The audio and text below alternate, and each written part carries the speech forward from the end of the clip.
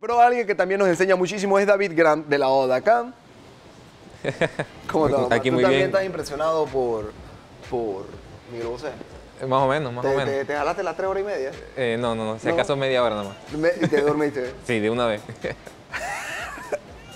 Oye, vamos a conversar hoy sobre recursos para integrar en una vida sexual, o sea, para la integración de una vida sexual una vez que la hayas perdido, te imagino, por algún tipo de accidente que logres tener o es adquirida, pues ya del Exacto. nacimiento. Okay. ¿En qué se divide de ambas? ¿Ya adquirida o de nacimiento? Bueno, lo primero que hay que saber es que para ese tipo de integración se requiere mucha asesoría y mucho apoyo. Ok. Ya en el caso, digamos, de una persona adulta que sufrió algún tipo de accidente y adquirió una discapacidad de tipo de movilidad, muchas veces es difícil querer pensar que puede retomar esa vida. Entonces tiene que tener en cuenta que hay muchos recursos que puede implementar en su vida para poder de nuevo compenetrarse en esa etapa de su relación con su pareja. Más que todo la parte como psicológica, ¿no? Obviamente si no perdiste la capacidad pues, de mantener una erección, es la parte psicológica de, digamos, me voy a poner en los zapatos de ellos, pues que es muy difícil y que no creo que pueda entenderlo completamente. Ya de por sí el hecho de pararte de la silla e ir a la cama.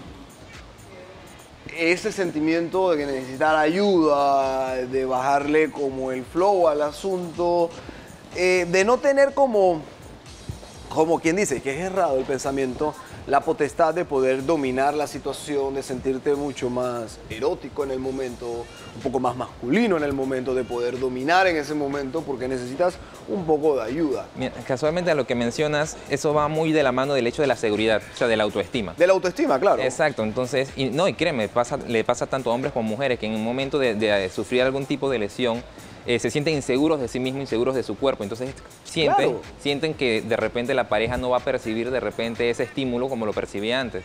Y es normal que pase ese, porque es una etapa de duelo. Claro que pasa va a la pasar. persona. Claro que va a pasar, es una etapa de duelo muy difícil. ¿Cómo superar entonces esa etapa de duelo? Desde el punto de vista como la persona que sufrió el accidente y desde el punto de vista de tu pareja, ¿cómo te puede ayudar en ese momento? Ahí es donde vienen de la mano los recursos. Hay muchos recursos didácticos. Okay. La primera etapa sería orientarse didácticamente con respecto a muchos estudios que hay, libros que orientan a las personas. Casualmente hay un libro que tiene un título muy gracioso que se llama el Silla Sutra, que habla sobre muchas maneras en que una persona en silla de ruedas puede erotizar la relación en la pareja. Hay una película acerca de ese mismo tema. Del mismo tema que estamos conversando, hay una película que se la recomiendo, no recuerdo el nombre porque soy muy malo recordando el nombre de las películas. Pero habla del mismo tema. Habla del mismo tema y cómo ayuda, era una prostituta y cómo ayuda al chico, pues. Esa película se llama 6 sesiones de sexo. 6 sesiones. Sí, es buenísima y la chica termina siendo más que todo como una psicóloga para él. Exacto. Y mira, casualmente, tocando esa parte del tema, después de que uno pasa la orientación didáctica, absorbe el conocimiento, viene la parte física. Cómo la persona encuentra una manera de abrir otra ventana en su vida para poder ejercitarse y desarrollar una mejor condición física para desarrollar la actividad. ¿Por qué? Porque muchas veces cuando perdemos movilidad pensamos que se nos cierran todas las puertas. Claro.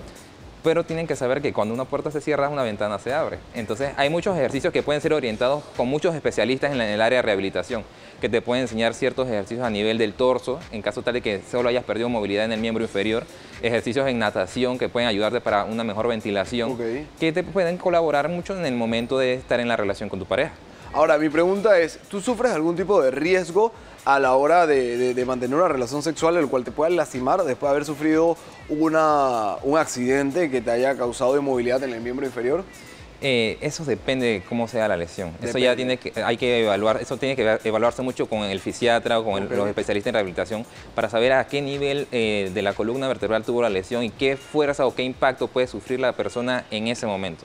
Claro. O sea, a ver qué niveles musculares fueron afectados. Me imagino que también debes considerar de que, pues normalmente al tú mantener relaciones sexuales, pues mucha parte de tu fuerza, pues como todo, pues está en tus piernas. Al no tener, y esto refiriéndonos a perder la movilidad de un miembro inferior, que es lo más cercano que tenemos al miembro masculino. Exacto. Entonces, obviamente vas a soportar entonces el peso de tu pareja, es más que todo con tu espalda, que me imagino que ahí está la lesión también. Entonces ahí es donde viene la orientación, pero para eso también hay muchas técnicas, hay muchas posiciones, hay muchos implementos ortopédicos que te pueden utilizar para mantener una mejor estabilidad a nivel de la columna vertebral. Ok, entonces todo esto también influye, pues, en el libro que nos estás diciendo. Pues. Exactamente, por eso es que es buena la orientación, claro, y poder adquirir conocimientos, pero viendo otro panorama, que también es muy difícil, cuando se tiene un familiar que nació con una discapacidad y esa persona va entrando a la adolescencia. A la pubertad, donde las hormonas se van desarrollando.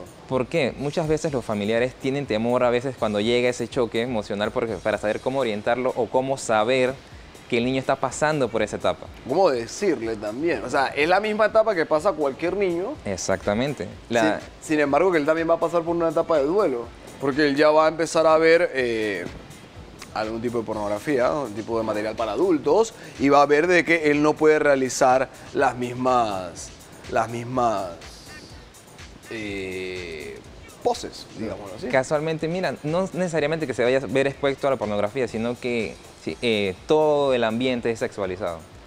En las redes sociales, simplemente ves una imagen de repente que hay personas que usan vestirse con ropa más pequeña o traje de baño para conseguir más seguidores. O sea, algo tan simple como que entra un Instagram o un Twitter, ve una imagen, ya el niño va a estar recibiendo ese mensaje.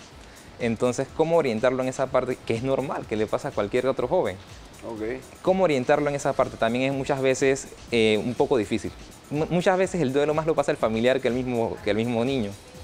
Porque el familiar es el que siente que cómo lo va a proteger para que no sea lastimado cuando vaya a esa etapa. Lo que pasa es que yo lo veo un poquito más allá, ya lo veo como en la etapa del juego y del bulicito que le hacen los niños.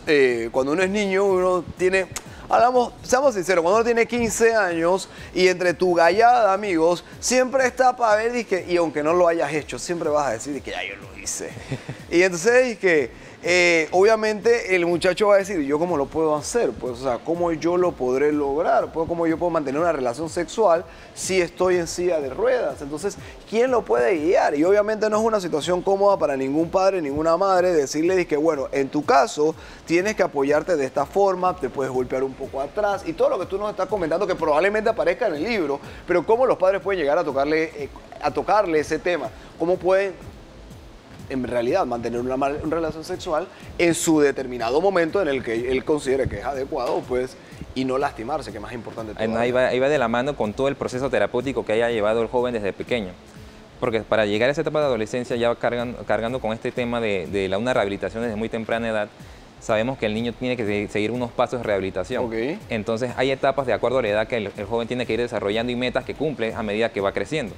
Cuando llegue en esa etapa de adolescencia es muy bueno que el niño ya haya tenido una referencia psicológica, que ya venga con una buena orientación y que ya el familiar vaya diciendo, y él ya está presentando cierta atracción con las jovencitas cuando prefiere estar más con tal compañera. Claro. Porque uno se da cuenta. Claro. Entonces, y al final el día es sano. Exacto. Entonces uno va comentándole eso para que entonces ya con la orientación psicológica se le vaya orientando al niño. Porque primero hay que tratar de que se le enfoque en la parte emocional, de que es normal que sienta eso. Claro.